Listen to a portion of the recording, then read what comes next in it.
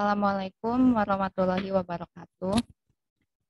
Perkenalkan kami dari kelompok 9 kelas Piwar 3A yang beranggotakan saya sendiri Adinda Omega Khairunisa dan kedua rekan saya Akbar Cahyo dan Dea Wahyuni.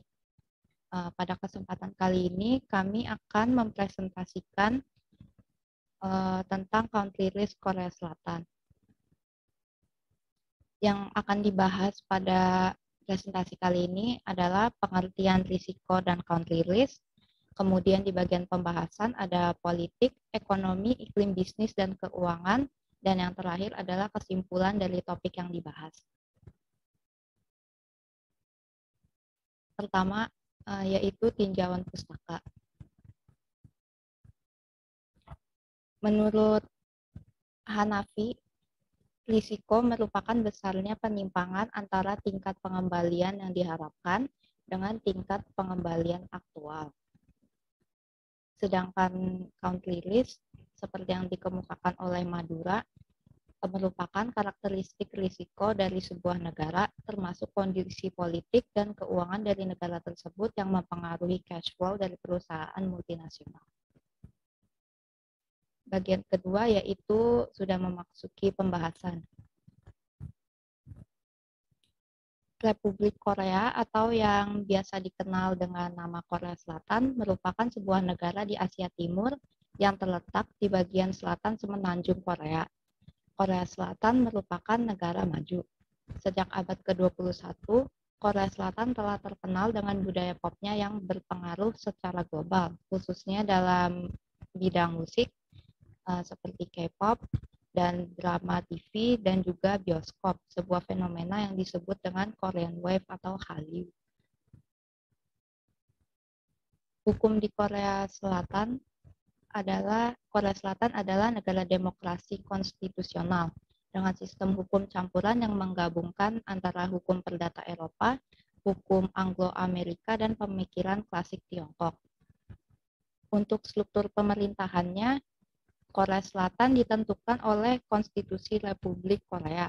Korea Selatan memiliki pemerintahan yang dibagi menjadi 3 cabang, yaitu eksekutif, yudikatif, dan legislatif. Menurut sensus kependudukan Korea Selatan tahun 2020, sekitar 50% dari populasi Korea Selatan tinggal di kawasan ibu kota Seoul, sebanyak 25 juta orang dari 51 juta penduduk. Selanjutnya adalah risiko politik. Salah satu ciri politik Korea Selatan adalah kurangnya institusi politik yang kuat, termasuk sistem partai politik yang mapan. Kong mengemukakan partai politik mereka terdiri dari faksi-faksi yang dipimpin oleh individu-individu yang memiliki kekuasaan dan sifat winner takes all. Setiap kali seorang presiden berganti, struktur partai yang berkuasa yang bergantung pada kekuasaan presiden kehilangan inti dan integritasnya. Akhir-akhir ini, kekhawatiran lain terlihat muncul dalam demokrasi Korea Selatan yang berkaitan dengan cara Presiden Moon mencoba menormalkan hubungan dengan Korea Utara. Presiden Moon sendiri telah memperbanyak wacana publik tentang Korea Utara dan mengekspos warga kepada berbagai pandangan dan informasi. Korea Selatan dan Korea Utara berbagi bahasa, budaya, dan juga sejarah sampai bangsa itu terpecah pada tahun 1945 setelah menjadi korban Perang Dingin. Sejak itu mereka menjadi musuh dalam Perang Korea antara 1950 sampai tahun 1953 yang tidak berakhir dengan perjanjian damai melainkan gencatan senjata. Setelah itu, berbagai pemerintahan kepresidenan Korea Selatan melakukan pendekatan yang berbeda agar tidak terjadi konflik lagi. Saat ini, Presiden Moon sedang menjalankan kebijakan sinar matahari atau sunshine policy, dan meningkatkan hubungan dengan Korea Utara adalah salah satu tujuan utamanya. Premis untuk melakukannya didasarkan pada fakta bahwa semenanjung Korea adalah tempat di mana orang Korea tinggal dan akan terus tinggal di sana. itu harus dijaga dengan aman dan damai, dan memastikan ini terjadi adalah tanggung jawab Presiden oleh konstitusi. 4 prinsip yang ingin ia tegakkan adalah: yang pertama, membangun perdamaian di semenanjung Korea; yang kedua, denuklirisasi Korea Utara; yang ketiga, resolusi damai masalah nuklir Korea Utara; dan yang terakhir, tanggapan tegas terhadap setiap provokasi Korea Utara. Terlepas dari upaya pemerintahan Presiden Moon, sejauh ini perbaikan hubungan antara Korea Selatan dan Korea Utara belum terjadi seperti yang diharapkan. Melihat kemajuan Sunshine Policy, Korea Utara nampaknya tidak sedang mencoba untuk mengubah keseimbangan kekuatan melalui uji coba rudal balistik nuklir atau antar benua, dan Korea Selatan mencoba untuk melibatkannya dalam berbagai kegiatan yang lebih luas.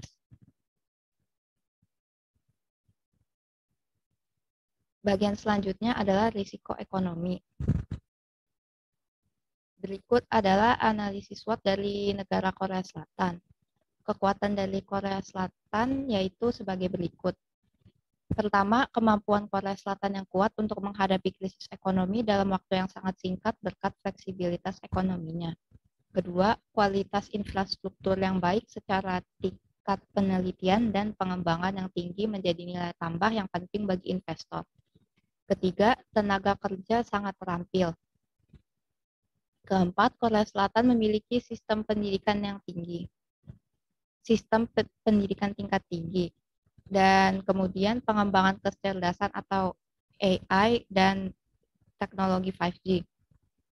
Kemudian ada pun kelemahan dari negara Korea Selatan, yaitu ketergantungan pada impor khususnya dalam hal energi, proses penuaan populasi secara bertahap, konglomerat bisnis besar saling terhubung dengan elit politik, kelonggaran sistem peradilan, kekuatan eksekutif yang sangat kuat, tingkat pengangguran kaum muda yang tinggi, dan juga ketergantungan ekspor pada Tiongkok.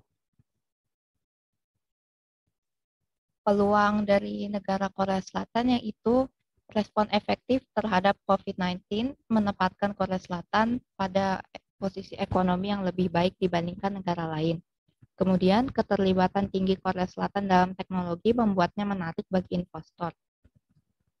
Dan juga komitmen tinggi Korea Selatan pada energi yang terbarukan. Sedangkan ancaman untuk Korea Selatan sendiri adalah karena ketergantungan Korea Selatan pada impor energi, Korea Selatan dapat menghadapi resiko kelangkaan pasokan energi. Lalu persaingan industri pembuatan kapal dengan Tiongkok. Kemungkinan perselisihan dengan Jepang dapat mengurangi ekspor Jepang atas bahan-bahan yang digunakan dalam industri Korea Selatan, dan juga penurunan kualitas demokrasi. Slide selanjutnya akan diteruskan oleh rekan saya, Akbar. Baik, saya akan melanjutkan presentasi materi selanjutnya, yaitu makroekonomi. Korea Selatan terkenal dengan kebangkitannya dari salah satu negara termiskin di dunia, di mana aktivitas pedesaan adalah sumber pendapatan utamanya, menjadi negara maju berpenghasilan tinggi dalam satu generasi. Korea Selatan adalah negara yang selama pertumbuhan ekonomi telah mengalami dua krisis besar, krisis keuangan Asia 1997 dan krisis keuangan 2008. Peristiwa ekonomi serius yang pernah dialami Korea Selatan dapat membantu dalam krisis berikutnya, seperti yang ada saat ini, yaitu COVID-19.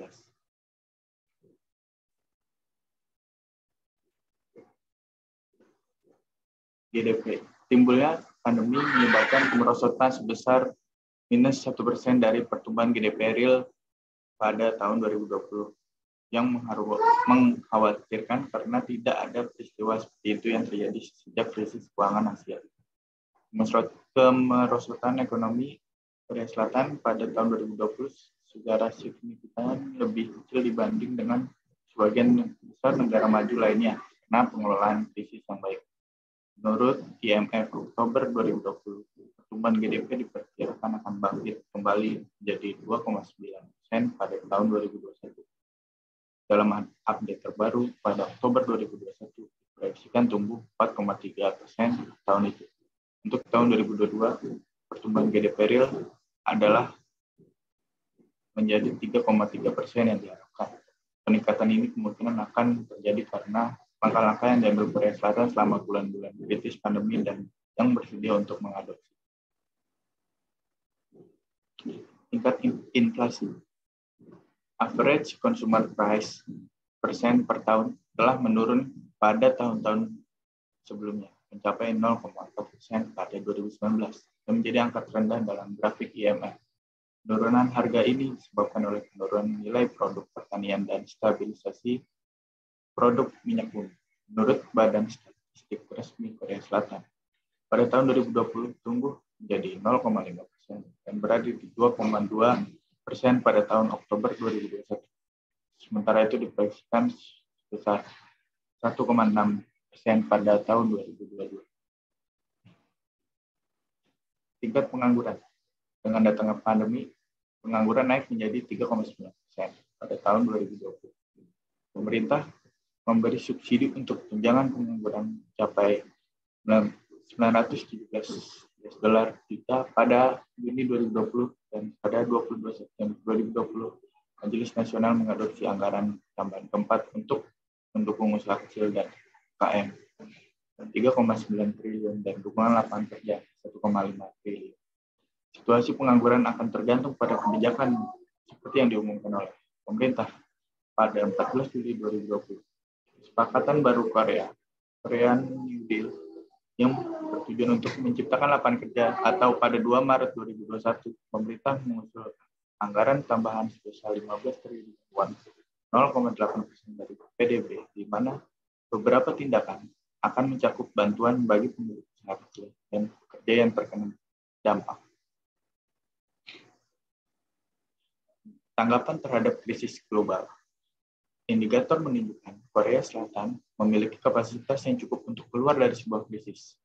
Ini bukan pertama kalinya Korea Selatan harus menangani krisis global. Itu sebabnya selama pandemi ini mereka memiliki respon yang efektif terhadap ekonomi. Menurut Calderon Ramirez, pada tahun 2020, pemerintah Korea Selatan memberikan tanggapan dengan cepat memprioritaskan mereka yang paling terpengaruh dan bertindak sampai pemulihan yang kuat. Meskipun ada penurunan tajam di beberapa wilayah ekspor, bidang lain mengalami peningkatan yang berkontribusi untuk menjaga ekonomi ekspor yang tetap aktif. Dikutip dari Kedutaan Besar Selandia Baru di Seoul 2020, ekspor komputer berlipat ganda karena meningkatnya praktik kerja dari rumah, serta ekspor biofarmasi yang didorong oleh pemerintah.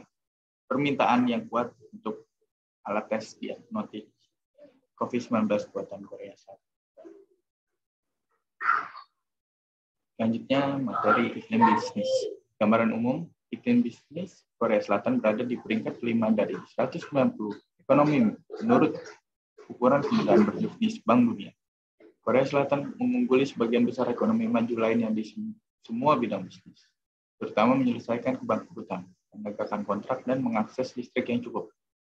Lanskap bisnis Korea Selatan didominasi oleh chaebol, konglomerat perusahaan besar yang dijalankan oleh keluarga kuat.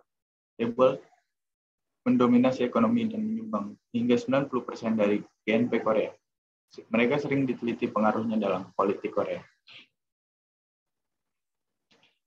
Demokrasi yang dicirikan oleh dorongan terkoordinasi untuk pertumbuhan. Korea Selatan telah menjadi salah satu negara dengan pertumbuhan ekonomi tercepat di dunia sejak 1950-an. Ini memiliki pasar domestik yang signifikan dengan populasi 50 juta dan dekat dengan pasar Asia yang lebih besar dari Cina dan Jepang.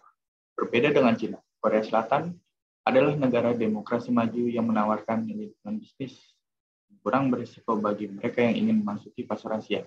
Di sisi lain, negara ini lebih dinamis daripada Jepang dan memiliki budaya perusahaan yang lebih berwirausaha, gesit, dan agresif. Budaya Han pendorong bangsa. Korea Selatan bukanlah negara dengan biaya tenaga kerja yang tinggi, apalagi jika dibandingkan dengan negara seperti Tiongkok, Vietnam, atau Thailand. Meskipun upah masih rendah di luar kota-kota besar, untuk pekerjaan umum dengan keterampilan rendah secara umum, pekerjaan dengan keterampilan tinggi memiliki gaji yang sebanding dengan standar baru. Bagi perusahaan yang mempertimbangkan Korea Selatan sebagai basis potensial, manfaat utama terletak pada tenaga kerja yang ambisius dan berpendidikan, serta budaya kerja yang kuat. Bukan hanya arbitrase dengan tenaga kerja, perusahaan asing harus menyadari bahwa mereka mungkin memiliki kerugian biaya dibandingkan dengan perusahaan lokal, dan bahwa peraturan tenaga kerja kadang-kadang dapat memukul lebih keras daripada pemain domestik, terutama karena mereka bisa tidak terbiasa menangani hubungan kerja seperti perusahaan domestik. Orang Korea memiliki pola pikir dengan sangat ambisius, memiliki target jangka panjang yang tinggi dan sangat penting dalam budaya Korea. Tercermin tidak hanya dalam penetapan target nasional dan perusahaan, tetapi juga pada semua lapisan masyarakat. Orang Korea menggunakan ketahanan untuk menggambarkan dorongan untuk mengatasi rintangan dan ketidakadilan yang diberikan raih kemenangan. Tidak seperti dalam bahasa Finlandia, tidak hanya sekedar ketekunan, tetapi mencakup unsur mengejar keputusan. Baru ini, karena COVID-19, pertumbuhan GDP negatif memang sesuai ekspektasi. Namun Korea Selatan berhasil menjaga penurunan GDP lebih kecil dibandingkan dengan negara lain. Korea Selatan juga menghadapi tantangan pada bidang ekspor. Sebagian dikarenakan oleh perang dagang antara Tiongkok dan Amerika Serikat serta Korea dan Jepang. Tiongkok dan Amerika Serikat adalah tujuan ekspor utama Korea Selatan dengan pangsa ekspor masing-masing 24% dan 15% dari total ekspor. Sementara itu, sengketa perdagangan Korea dan Jepang telah menantang ekonomi Korea lebih jauh, khususnya industri teknologi, karena sebagian besar bahan kimia yang dibutuhkan oleh produksi chip dan panel display masuk dari Jepang. Perusahaan teknologi besar Korea seperti Samsung Electronics dan SK Hynix telah mulai mempercepat lokalisasi rantai pasokan, berusaha untuk mengurangi ketergantungan mereka pada pemasok. UKM terus dipinggirkan, menderita produktivitas rendah dan kemampuan lemah dalam R&D dan ekspansi internasional. Sebagian didorong dengan banyak dari mereka berada dalam hubungan yang buruk pada cebol. Mengingat produktivitas mereka yang rendah dan kontribusi tinggi terhadap lapangan kerja di Korea, secara relatif ini adalah salah satu faktor terbesar yang menghambat Korea. Secara ekonomi dapat mendorong penciptaan nilai standar yang lebih baik bagi masyarakat, meningkatkan posisi UKM dalam perekonomian, pindah ke siklus yang baik dari lingkaran setan jebakan OEM, diwujudkan dengan menyediakan UKM dengan kemampuan manajemen yang berpikiran global, kumpulan bakat yang kompetitif, dan jaringan wawasan di pasar internasional. Hambatan masuk akibat cebol, budaya, dan bahasa. Cebol berkontribusi besar bagi pertumbuhan GDP Korea Selatan. Mereka berhubungan erat dengan pemerintah. Sebagian karena sejarah negaranya. Ini ditambah dengan kenyataan bahwa para konglomerat bersaing ketat di antara mereka sendiri, maupun dengan pendatang asing manapun. Telah mempersulit perusahaan asing besar untuk masuk ke pasar Korea Selatan. Contoh, Nokia gagal dalam upaya masuk pasar Korea karena intervensi pemerintah dan persaingan dari LG Electronics dan Samsung. Menurut sebuah studi tahun 2003 yang dilakukan oleh University of Tennessee. Tantangan lain bagi perusahaan asing terletak pada menarik orang-orang terbaik di antara lulusan Universitas Korea. Cebol dianggap dengan sebagai tempat yang paling dihormati untuk bekerja, menawarkan upah tinggi dan jalur karir seumur hidup, menghormati otoritas, senioritas, dan dedikasi untuk pekerjaan seseorang adalah budaya yang sangat dijunjung tinggi oleh Korea. Meskipun persepsi perlahan berubah, terutama di kalangan generasi muda, banyak karyawan yang masih berusaha untuk mengejar karir yang panjang di perusahaan yang sama. Untuk presentasi selanjutnya, saya serahkan pada teman saya, Dea Wahyuni, dipersilakan.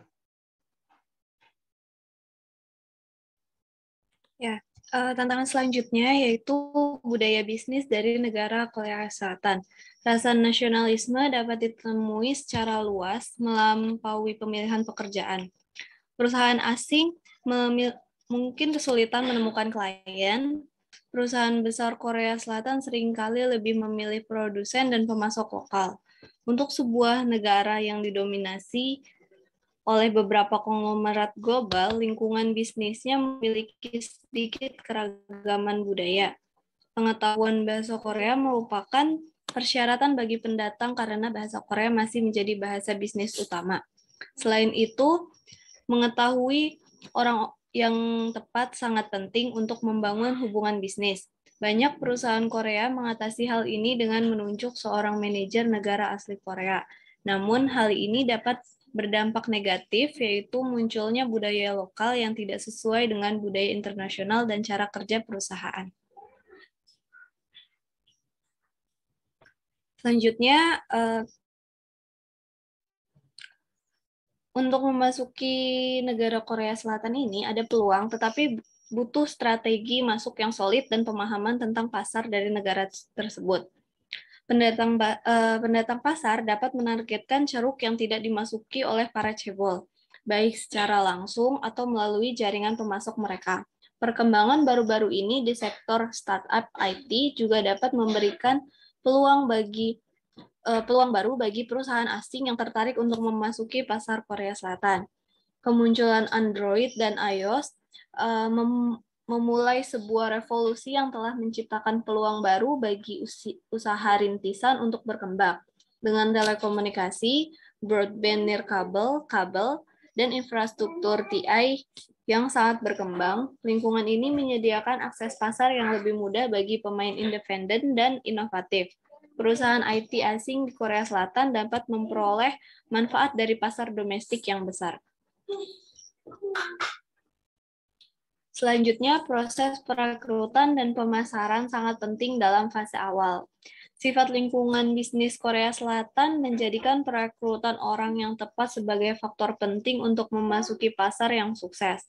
Karyawan Korea terbaik tidak mungkin melamar pekerjaan dengan perusahaan asing yang tidak dikenal dan yang tidak memiliki merek dan kredibilitas.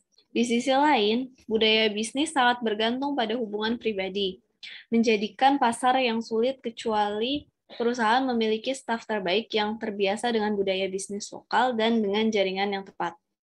Rekrutan yang sukses membutuhkan pengembangan merek perusahaan yang kuat dan dari mulut ke mulut untuk bersaing dengan pemain lokal yang lebih terkenal. Visi perusahaan ke depan harus kredibel,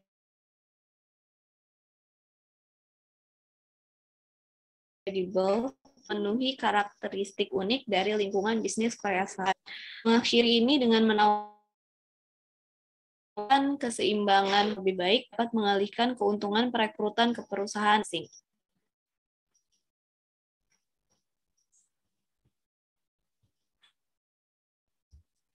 Selanjutnya ada protokol bisnis.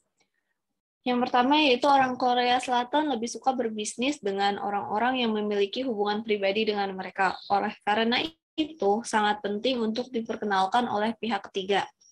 Selanjutnya, orang Korea Selatan memperlakukan dokumen hukum sebagai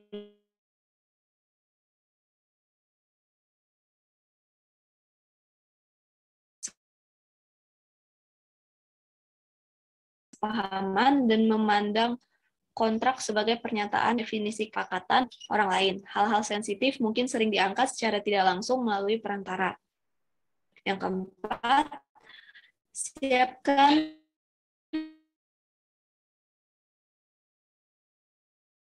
semua bahan tertulis dalam bahasa Inggris. Selanjutnya, pakaian bisnis konservatif yang menunjukkan cara Anda memperlakukan orang tersebut. Slide selanjutnya.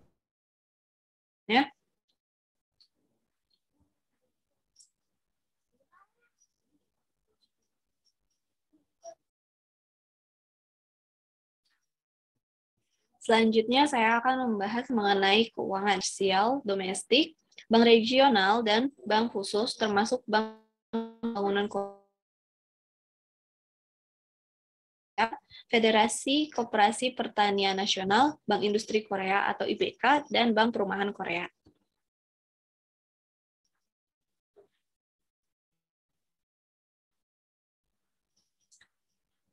Gambaran umumnya yaitu sistem keuangan mengalami kesulitan untuk memenuhi permintaan pembiayaan dan modal untuk transaksi komersial internal, terutama disebabkan oleh mandat bank untuk for international settlement reserve di atas 7%, dan persyaratan pinjaman yang lebih ketat UKM dan pemilik bisnis independen. Mengingat rasio 98%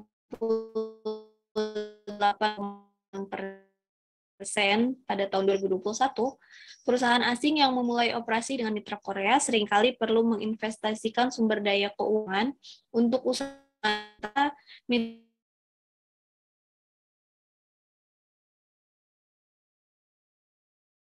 melakukan investasi dalam bentuk barang, yaitu tanah atau fasilitas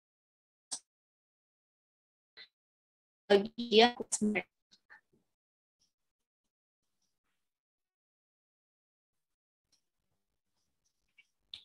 Bank Internasional Utama Korea menawarkan layanan untuk semua jenis metode pembayaran perdagangan internasional. Metode pembayaran luar negeri yang umum dilakukan yaitu yang pertama ada Signed and Deferred Payment Letter of Credit atau LC, Document Against Acceptance DORE, dan Document Against Payment DORP. Dan yang ketiga yaitu Open Account Transaction. Dan selanjutnya sistem perbankan di Korea Selatan. Sistem Korea terdiri dari lembaga keuangan dan bankan, Komisi Jasa Keuangan dan Layanan Pengawas Keuangan, badan pengaturnya, bertanggung jawab untuk mengawasi dan memeriksa semua bank, termasuk bank khusus dan milik pemerintah, serta perusahaan sekuritas dan asuransi. Bank of Korea adalah bank sentral negara yang menetapkan stabilitas harga melalui konsultasi dengan pemerintah, menerapkan kebijakan moneter dengan kredit di negara tersebut, dan mengawasi transaksi valuta asing bank. Selanjutnya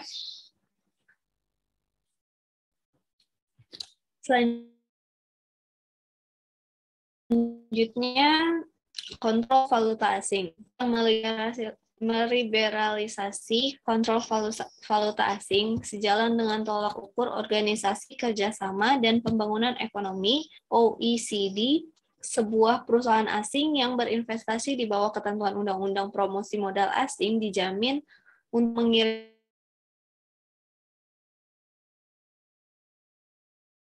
mengirimkan hasil yang diperoleh dari penjualan saham, pokok, bunga, dan biaya lain.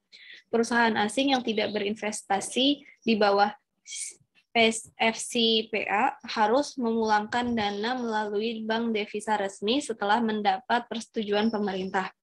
Meskipun Korea tidak secara rutin membatasi repatriasi dana, Korea berhak untuk melakukannya dalam keadaan luar biasa, seperti dalam situasi yang dapat membahayakan neraca pembayaran internasionalnya, menyebabkan fluktuasi berlebihan dalam suku bunga atau nilai tukar, atau mengancam stabilitas pasar keuangan domestik. Sampai saat ini, pemerintah Korea memiliki contoh membatasi repatriasi karena alasan ini, bahkan selama dan setelah krisis keuangan 1997 sampai 1998. Selanjutnya,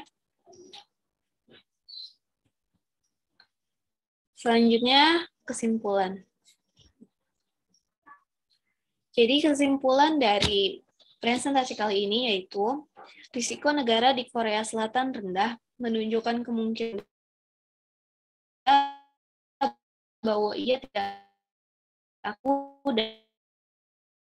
tidak mau memenuhi kewajiban utang luar negerinya yang mengacu pada 4 lembaga memiliki peringkat kredit investment grade yang tinggi.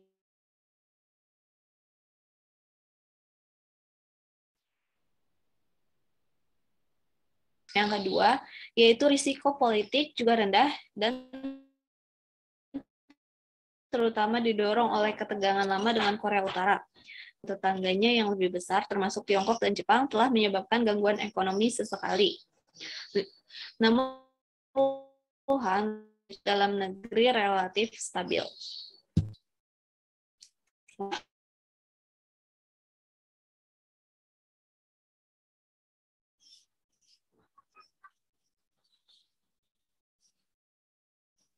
Selanjutnya, iklim bisnis Korea Selatan berada di peringkat kelima dari 190 ekonomi menurut ukuran kemudahan berbisnis Bank Dunia.